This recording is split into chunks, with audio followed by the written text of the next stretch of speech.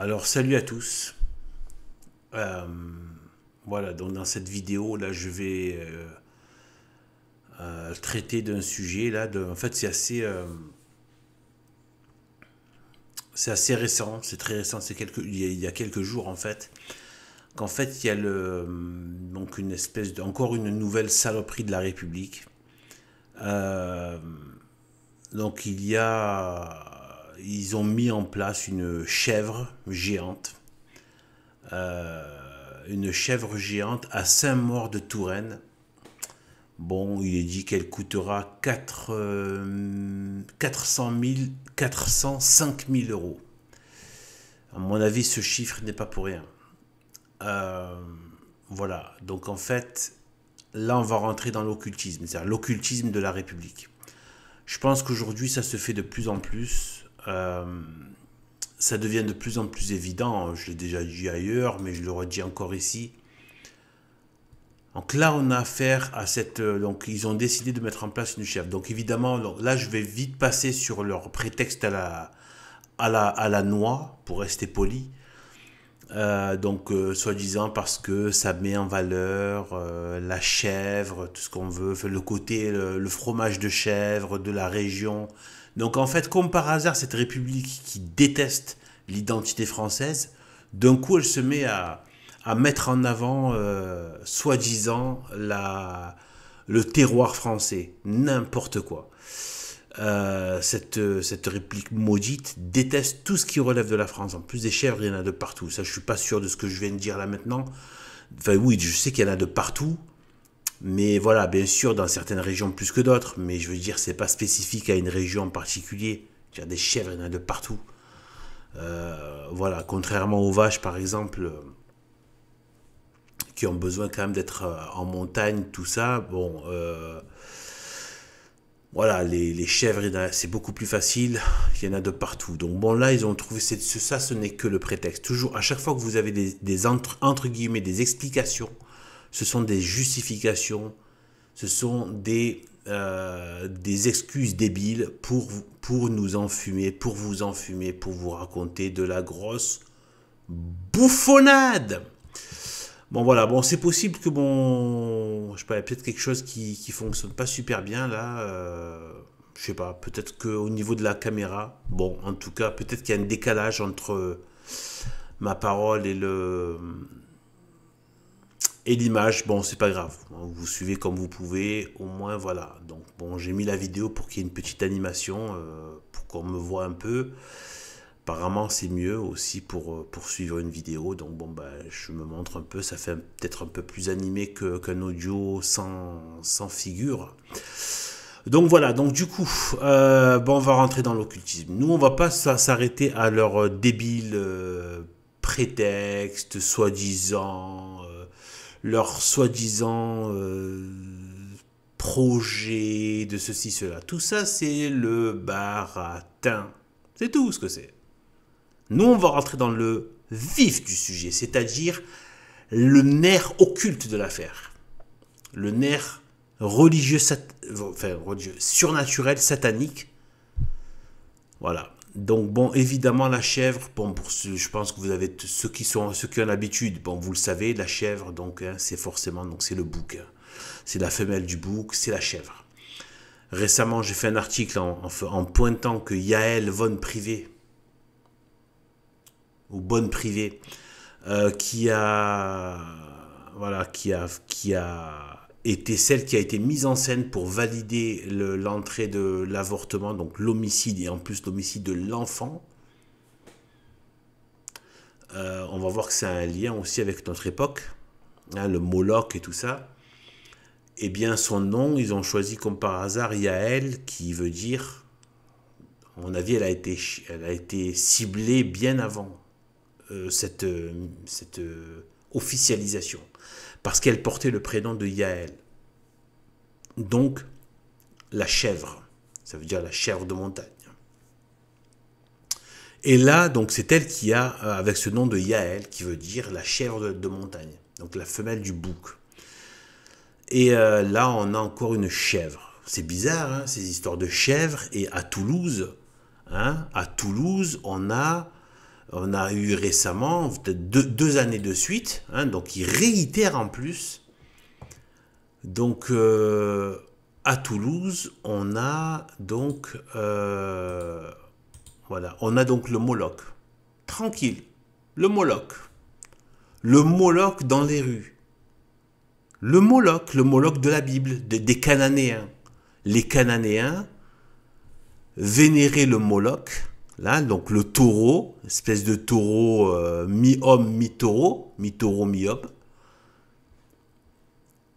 d'accord, auquel ils sacrifiaient des enfants qu'ils jetaient dans une fournaise de feu, dans un brasier, cramé, brûlé vif.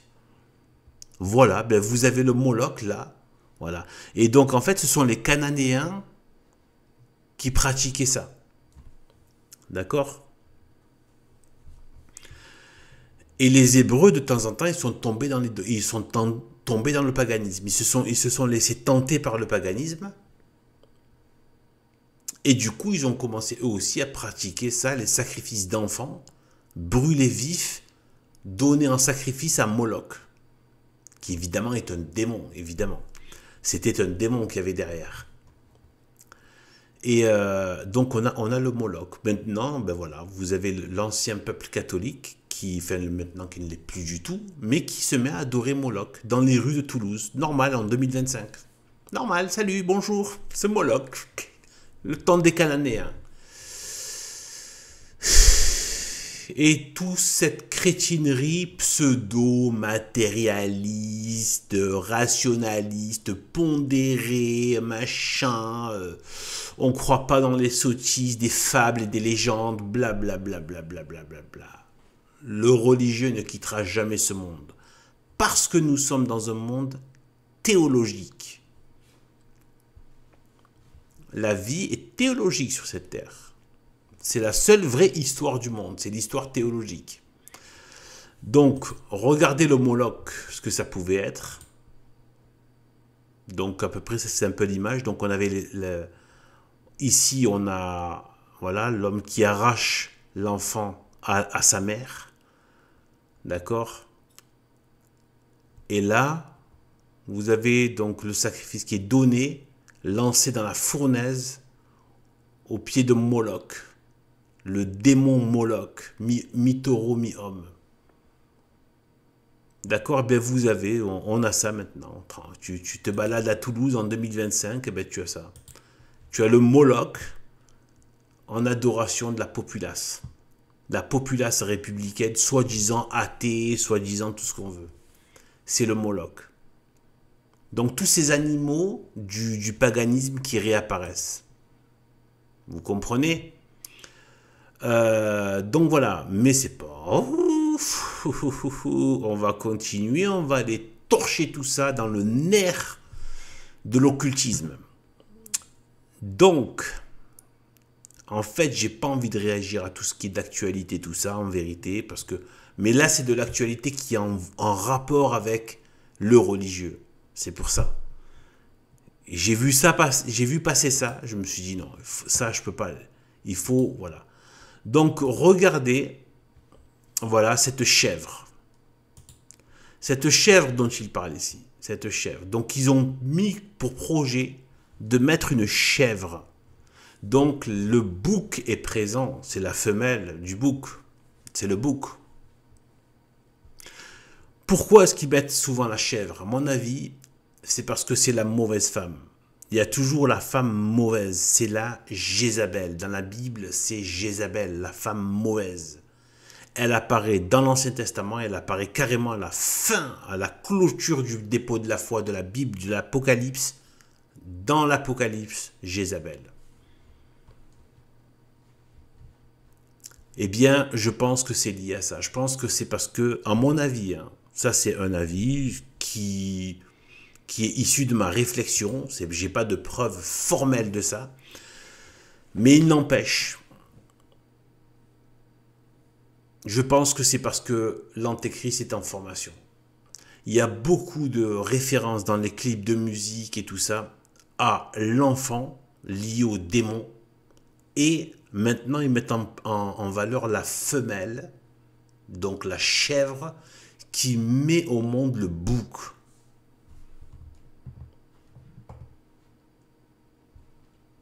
Qui va être une quasi-incarnation de Satan sur terre. L'homme de péché, le fils de perdition dont parlait saint Paul dans la Bible. Vous tapez ça, vous retrouverez sur Internet. Homme de péché, fils de perdition, saint Paul. Et bien voilà, donc en fait, on a ça. Donc on a la chèvre qui est mise en valeur.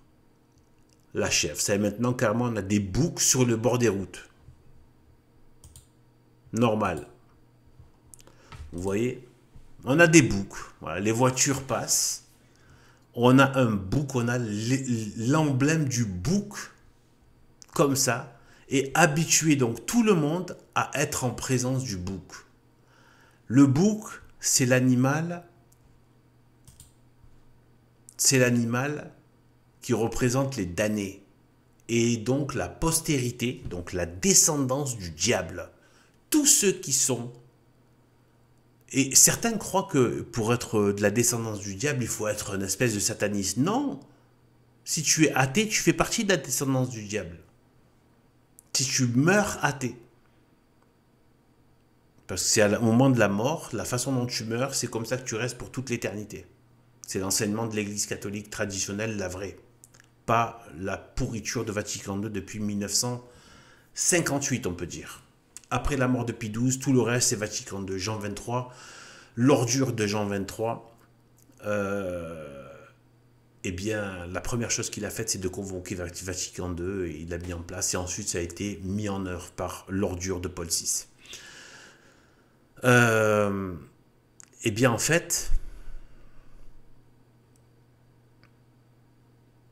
qu'est-ce que c'est, là, ça? Eh bien, dans l'Apocalypse, alors, si je ne me trompe, donc on va vérifier rapidos. Donc, c'est dans Matthieu 25. Voilà, Matthieu 25. Non, pas dans l'Apocalypse. Dans Matthieu 25, Jésus-Christ dit...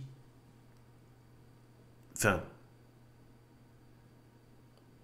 Jésus-Christ dit, il est dit, donc de toute façon c'est pareil, c'est la parole de Dieu. Donc toutes les nations seront assemblées devant lui, Jésus-Christ.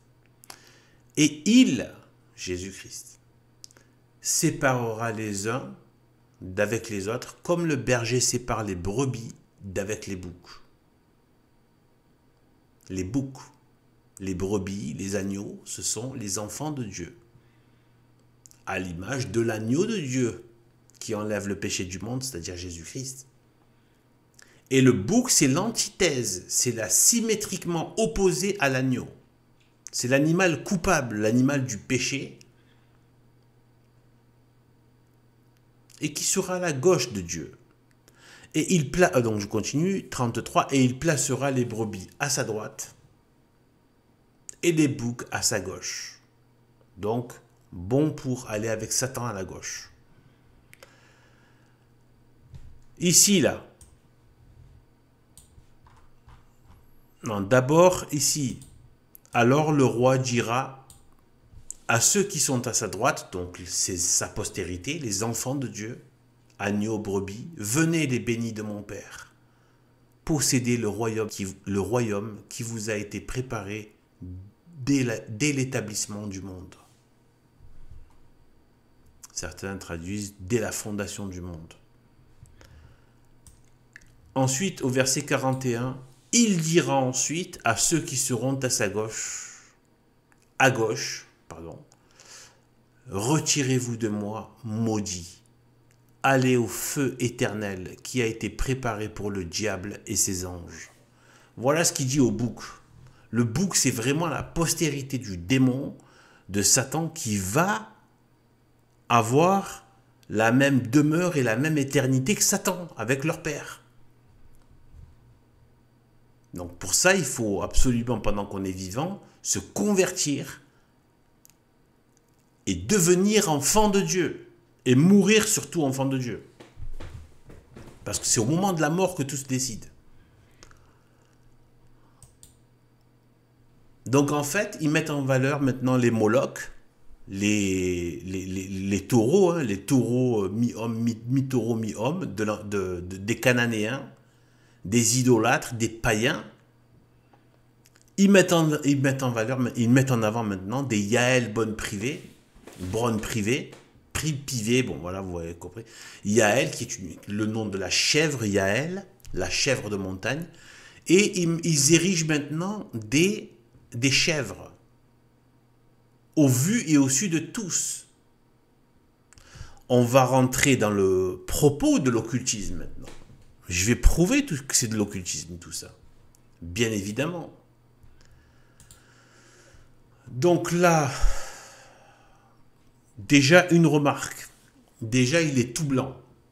À mon avis, c'est une moquerie. N'oubliez pas que tous les satanistes et les occultistes et les francs-maçons pratiquent la moquerie. C'est un phénomène qui existe chez tous les renégats et les antichrists. Ils se moquent. Regarde, qu'est-ce que font les gauchistes, les athées? Ils se moquent des croyants. Ils aiment se moquer. La moquerie fait partie des stratégies du diable. Donc, dans leurs actions occultes, ils se moquent aussi. Il y a de la moquerie. Là, en fait, on sait que c'est l'agneau sans tache, donc l'agneau blanc comme l'hostie, sans tache. Et là, ils ont fait le bouc sans tache. La chèvre, mais c'est pareil, le bouc sans tache. À mon avis, c'est une moquerie. Une moquerie de l'agneau sans tache. Donc, l'antéchrist qui veut prendre la place de Jésus-Christ, qui est l'agneau de Dieu, qui est venu effacer le péché du monde, comme l'a dit le très saint, le plus grand de tous ceux qui sont sortis de la femme, comme disait Jésus-Christ, Saint Jean-Baptiste.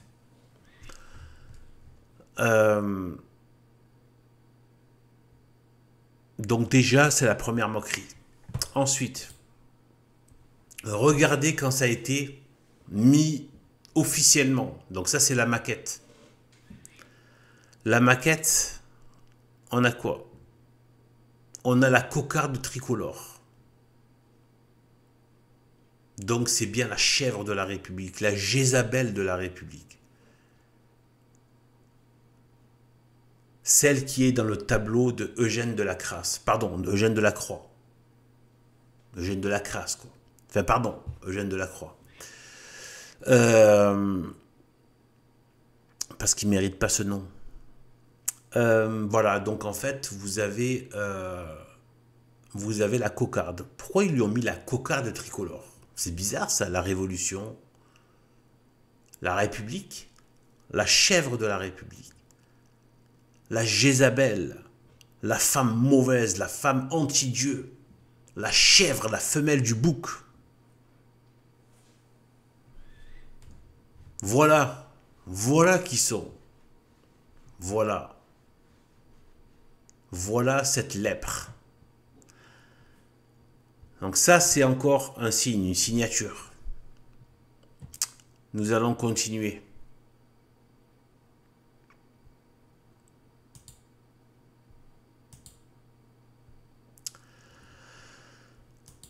Donc, cette chèvre, déjà, pour l'instant, on ne connaît pas son nom. On verra plus tard si elle a un nom, et à mon avis, ça sera gratiné d'occultisme. On verra. Déjà, on reviendra là sur le Baphomet, tout ça. Ce qu'il faut voir, encore, avec ce qu'on a déjà vu maintenant, c'est que, et c'est là le lien que je vais établir et qui est extrêmement important. Nous sommes à peu près dans la même semaine, dans la même temporalité en termes de jours. De jours, hein, on ne parle pas de mois, de jours. Il y a quelques temps à peine, il y a quelques jours à peine, la statue de Jeanne d'Arc à Nice est passée sous le coup d'un déboulonnage. Par qui? À votre avis? Regardez ici ce que je mets en ce que je mets en surligné. La préfecture. Sauf que qu'est-ce que c'est que la préfecture? Pour ceux qui connaissent un petit peu, moi je connais parce que j'ai travaillé dans l'associatif, je travaille avec des fonctionnaires, etc. Je connais très bien tout ça. Il y a les services déconcentrés et les services décentralisés de l'État. Déconcentrés, c'est tout ce qui est les ministères, au niveau départemental, etc. etc. Et décentralisé, c'est plutôt le côté politique, c'est-à-dire les collectivités territoriales. Sauf que, donc là, c'est directement l'État. Le décentralisé, c'est directement l'État. Par exemple, tu as le ministère du Travail, après tu vas avoir au niveau départemental la DTEFP, Direction du Travail au niveau départemental. Direction départementale, direction régionale, etc. Mais là, c'est directement l'institution de la République, de l'État républicain, qui se manifeste au niveau local.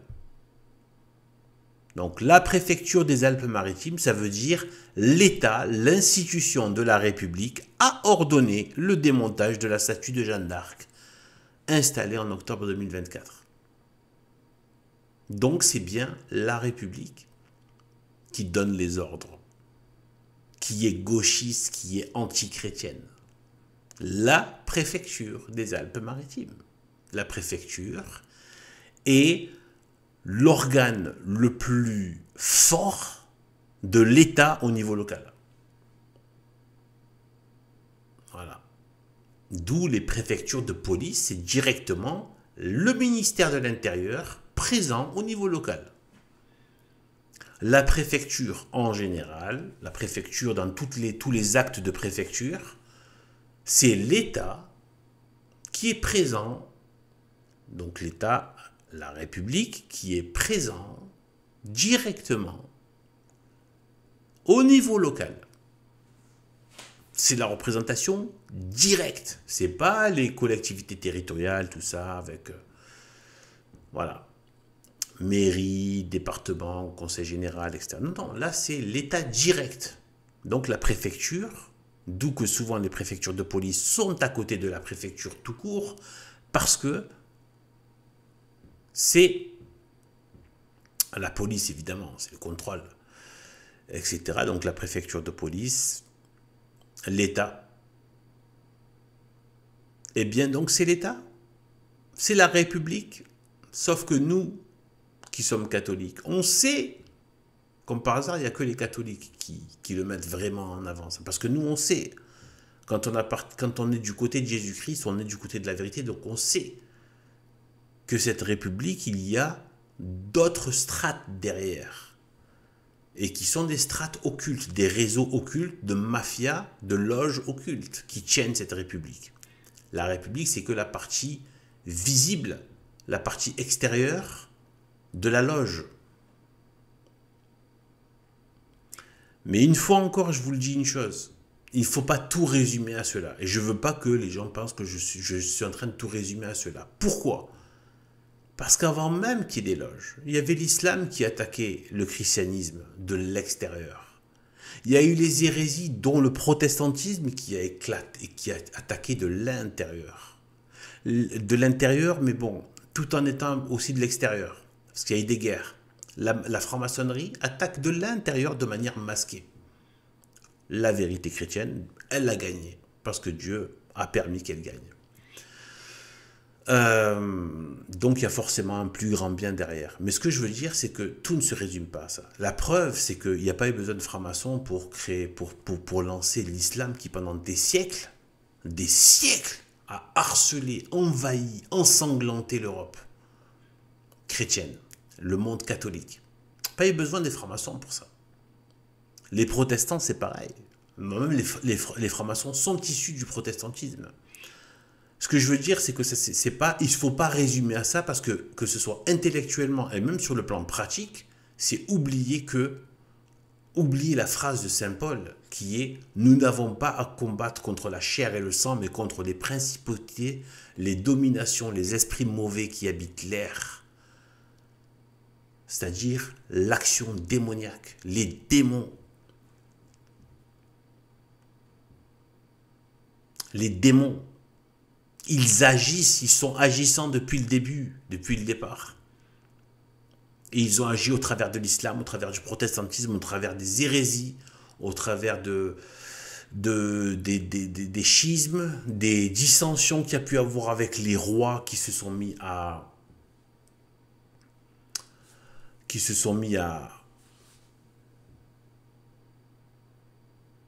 s'en prendre à l'autorité du pape et donc de Jésus-Christ. Donc, c'est pour ça que je dis qu'il ne faut pas tout résumer à ça. Si demain, ça c'est ma phrase, si demain vous enlevez toutes les loges, il n'y en a plus une seule, vous croyez quoi? Que le démon va aller se coucher? Non, il inventera un autre système. Peut-être pire encore, mais pour l'instant, actuellement, oui, ce sont les loges maçonniques qui tiennent cette république et qui font ça. Mais ça pourrait très bien être autre chose si jamais c'était pas eux. Voilà. C'est l'action du mal, l'action démoniaque dans le monde. Là, elle a pris cette forme. À d'autres époques, c'était d'autres formes. Eh bien, en fait, il ne faut pas s'en tenir à ça, que la forme que ça a pris, la manifestation que ça a pris. C'est l'action profonde dans les tréfonds, celle qui est en action et qui travaille dans les entrailles du monde. Vous voyez, c'est le démon. C'est le démon. Eh bien, en fait, je vais vous dire maintenant, donc du coup, donc vous avez vu donc Jeanne d'Arc, donc déboulonnage. Dans la même semaine, on est dans la même temporalité de jour. Déboulonnage de la statue équestre de Jeanne d'Arc. Et dans la même semaine, on a l'installation donc de la chèvre. Quel rapport avec Jeanne d'Arc? Déjà, le côté féminin, déjà la chèvre, la femelle du bouc, mais c'est pas que ça. On va avancer, vous allez voir.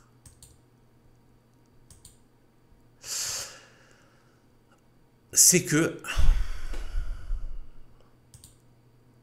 eh bien, je suis allé voir où se situait cette chèvre.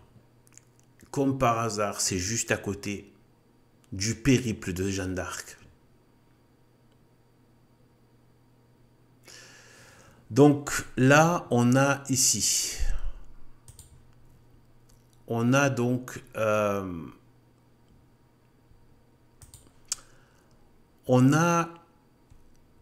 donc en fait Jeanne d'Arc, la ville à retenir c'est Chinon. La ville qui est ici, là à gauche, là où on voit la statue, Chinon. Chinon, c'est là que tout a commencé. Pour que Jeanne d'Arc ait la légitimité de représenter la France auprès du roi, du dauphin, qui n'était pas reconnu par Paris, mais qu'elle savait que c'était lui l'héritier légitime. Je ne sais plus qui c'est. Son nom, Charles, je ne sais pas quoi. Donc il avait été rejeté. Ils ont mis, je crois, des Anglais à la place, etc. Et lui, il était à Chinon, dans une forteresse de Chinon. Voilà, que vous voyez ici, à gauche, Chinon. On va voir sur la carte ce que ça donne. Donc, je vais vous dire, vous allez voir un peu là, regardez. Donc, vous avez Chinon ici. Bon, je vais vraiment faire un dézoom pour que vous voyez vraiment au niveau de la France. Voilà. Donc, on est là, du côté de Nantes, Le Mans, Tours, tout ça. Toute cette zone-là. Donc, Chinon, c'est là. C'est là qu'était le roi de France et que Sainte Jeanne d'Arc est venue le voir. Et bon, il s'est passé quelque chose de miraculeux où elle a pu l'identifier alors qu'il s'était déguisé, etc., etc., personne n'avait parlé, etc., pour voir si cette femme était capable de reconnaître qui était le roi. Parmi tous les gens, etc., il était complètement déguisé. Et elle a réussi à le reconnaître. Et donc, en fait, donc c'était miraculeux. Donc, ils ont voulu la mettre à l'épreuve pour savoir si vraiment elle était de Dieu ou pas. Si vraiment c'était de Dieu, si vraiment cette femme était de Dieu. Donc, du coup, à partir de Chinon, ici, donc c'est là qu'elle a commencé après à aller vers justement voilà, son périple contre les Anglais et aussi pour faire sacrer le roi à Reims, pour vraiment le faire sacrer roi de France, quoi, vraiment. Donc il y avait quelque chose de religieux et en même temps de royal. Donc c'est les deux. De toute façon, ça marche ensemble dans la France, hein, les sacres des rois et la France elle-même. Bon, de nos jours, on est dans la poubelle républicaine, c'est infect, hein, forcément, on n'est plus du tout là-dedans, mais bon, voilà. Eh bien, en fait, voilà. Eh bien, en fait, c'est Chinon, là où tout a commencé, où vraiment elle a eu une sorte de, voilà, avec les papes, enfin, pardon, avec les papes, avec le roi, vraiment où son périple a commencé au niveau de la légitimité royale, de rétablir le royaume de France avec, je crois que c'est Charles VII, il me semble, si je ne me trompe. Est-ce que c'est Charles VII? Je sais plus. Bon, il me semble que c'est ça. Eh bien, en fait, avant de venir à Chinon, elle était où? À Sainte-Catherine de Fierbois. Ça doit être une petite, toute petite ville, hein, je pense, a priori. Sainte-Catherine de Fierbois. Avant de se diriger vers Chinon. Une fois qu'elle est reconnue par le roi, etc., comme quoi c'est surnaturel, elle ne pouvait pas le savoir d'elle-même, elle a réussi à le voir parmi pas mal de gens et de savoir que c'était le roi. Et donc de manière surnaturelle. Donc Dieu l'a inspiré, lui a dit. Eh bien en fait, ensuite elle est allée vers Tours, vous voyez ça monte là, numéro 2. Une fois qu'elle a eu donc cette aval, cette reconnaissance de Charles VII, si c'est bien lui, bon, en tout cas du roi légitime, le dauphin légitime, eh bien elle va vers Tours. Elle va vers Tours. Mais regardez ici, là, Sainte-Catherine-du-Bois. Alors ici, en fait, ici, là, vous avez donc Sainte-Catherine du Bois. Non, de Fierbois, pardon. Sainte-Catherine de Fierbois. Ici, là, là. Et en fait, regardez où se trouve. Là, en fait, ça fait dans là où il y a l'angle là. Sainte-Maure de Touraine ici. Sainte-Maure de Touraine. C'était sur le chemin, on peut dire que c'était sur le chemin de Jeanne d'Arc, une fois qu'elle a été reconnue, qu'elle partait en guerre pour le rétablissement du roi, avec un sacrement du roi à Reims.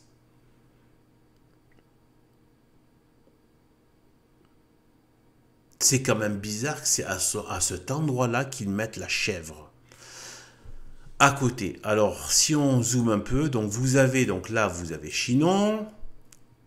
Après, vous allez vers la droite.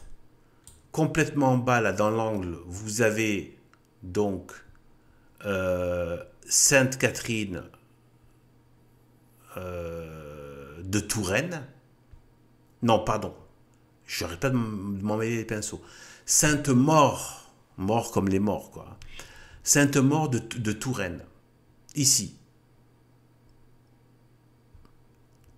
Et là, il y a Sainte-Catherine de Fierbois, ici. Ça veut dire qu'avant d'arriver à Chinon, ici, Jeanne d'Arc, ici, elle s'était arrêtée ici, dans une église, tout ça. Il me semble qu'elle a fait une messe, ou à peu près, enfin, quelque chose de religieux. Et ensuite, elle est allée à Chinon, ici. Et ensuite, une fois qu'elle a eu la reconnaissance du roi, elle part pour le faire sacrer à Reims et se battre contre les Anglais, eh bien, au passage, eh bien, elle part vers Tours, ici, là, à Tours.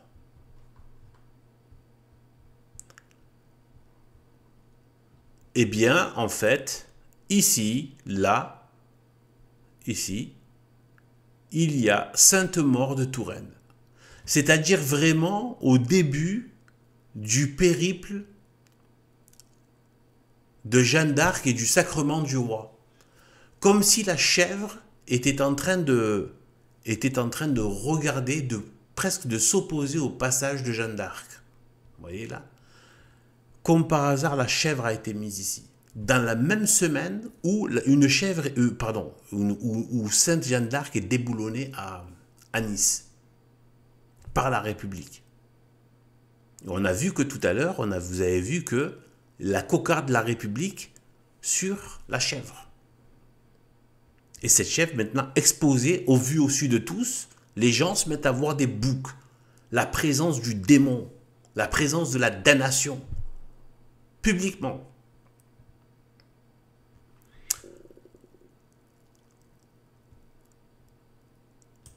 Voilà, donc elle se retrouve ici, elle est là.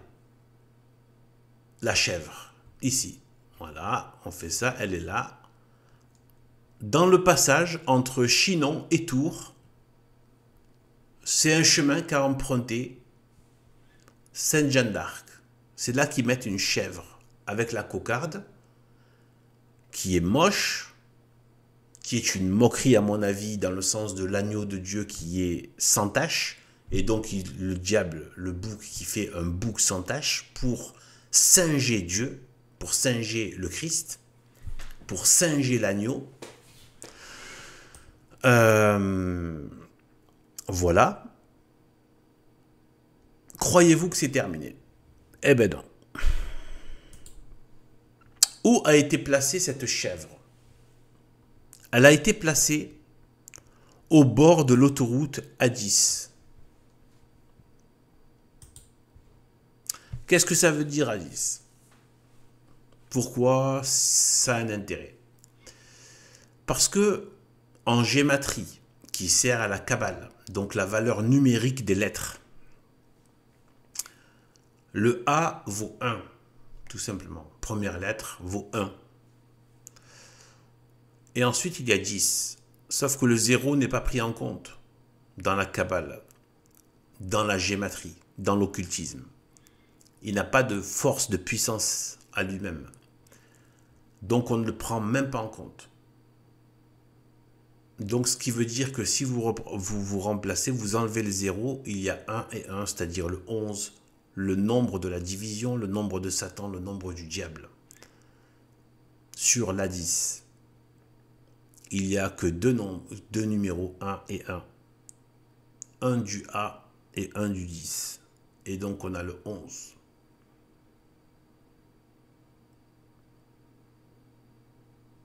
Il a été mis sur la 10. Ça aurait pu être sur une départementale ou un truc comme ça. Non, côté A10. 11.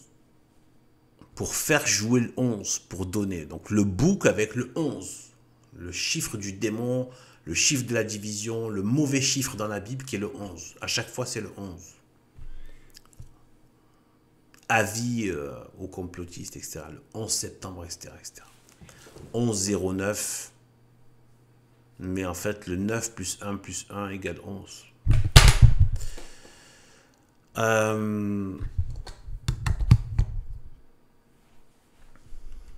Voilà. Mais c'est pas terminé. On peut continuer encore à éplucher l'occultisme. Attendez, là, ça fait combien? Oh, ça fait beaucoup, hein. Ça fait déjà 39. Wow, 39. Bon, bah écoutez, il n'y a que les motivés qui regarderont. Hein, écoutez. Donc,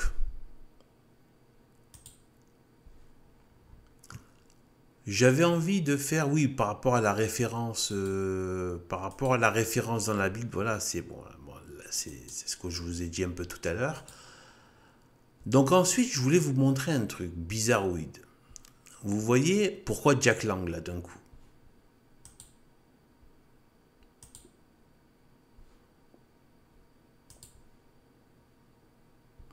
Parce qu'en fait, regardez, donc il s'appelle Michel Audiard, celui qui a fabriqué la chèvre. Et évidemment, lui, il l'a faite à une échelle, à une maquette. Il a fait la petite version, qui après a été faite en grand, par une entreprise évidemment. Et donc, regardez la tête qu'il a en fait. Regardez-moi la tête qu'il a en fait. Je me suis rendu compte qu'en fait, ils ont tous des têtes de bouc. Enfin, pas tous, certains. On a l'impression que la tête du bouc se manifeste dans leur tronche.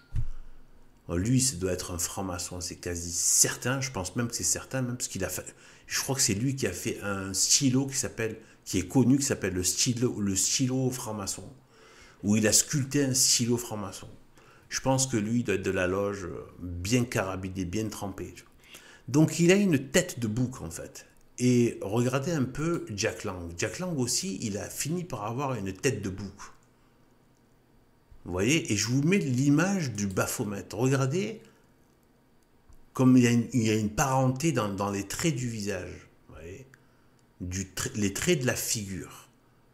On a l'impression qu'à force d'avoir fait des choses très vilaines, très odieuses dans certains endroits, ben, ils ont pris l'image du démon, quoi. L'image du bouc. C'est quand même dingue. Et regardez, lui, il a quelque chose au niveau des sourcils, la proéminence de la figure, etc. Il y a quelque chose de même de similaire avec Jack Lang, vous voyez, et de similaire avec le bouc. Du Baphomet. Du Baphomet, c'est-à-dire qu'il représente à la fois l'ange déchu, le bouc, le dragon. Voilà.